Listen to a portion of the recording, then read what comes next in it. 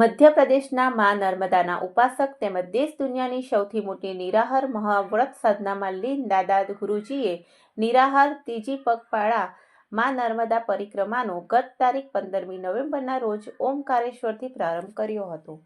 તેમની સાથે 700 જેટલા અનુયાયીઓ નર્મદા પરિક્રમામાં જોડાયા હતા. તેમજ મધ્યપ્રદેશના ધારાસભ્ય ભૂપેન્દ્રસિંહ પણ દાદા ગુરુજી સાથે મા નર્મદા પરિક્રમામાં જોડાયા છે. ત્યારે દાદા ગુરુજીનો કાફલાનું અંકલેશ્વર શહેરમાં આગમન થયું હતું અને દાદા ગુરુજી સહિત ધારાસભ્ય ભૂપેન્દ્રસિંહ સાથે 700 જેટલા અનુયાયીઓનો કાફલો રામકુંડ તીર્થધામ ખાતે આવી પહોંચતા રામકુંડના મહંત ગંગાદાસજી બાપુએ તેમનું ભવ્ય સ્વાગત કર્યું હતું અને દાદા ગુરુજીએ રામકુંડ ખાતે રાત્રિ રોકાણ કર્યું હતું. તેઓના રોકાણ દરમિયાન ગંગાદાસજી બાપુએ તમામ સુવિધાઓ ઉપલબ્ધ કરી હતી. બાદ આજે સવારે દાદા ગુરુજી તેમના કાફલા સાથે હાંસોટ તરફ પ્રયાણ કર્યું હતું.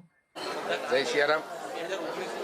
નર્મદા ખંડના વિશ્વ પિતામાં એવા દાદા ગુરુ શ્રી નર્મદા મૈયાની પરિક્રમા કરી રહ્યા છે અને 700 માણસનો સંઘ લઈને પૂજ્ય દાદા ગુરુ આજે આપણા અંકલેશ્વર તીર્થ રામકુંડ ઉપર પૂરા અંકલેશ્વરને પાવન કર્યું.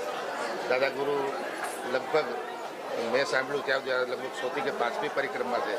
કેવલ 24 કલાકમાં નર્મદા જળ એક જ ગ્લાસ પાણી પીવે, ન આહાર ન ફલાહાર.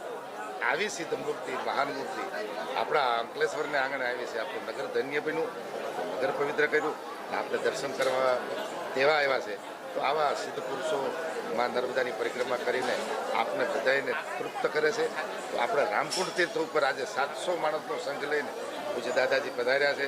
એમનું ફલાહારનું તમામ વ્યવસ્થા સવારથી ચા નાસ્તાથી લઈને રામકુંડ ઉપર અમે કરી રહ્યા છીએ સેવા કરી. આપ પણ પધારો દાદા ગુરુના દર્શન કરવા.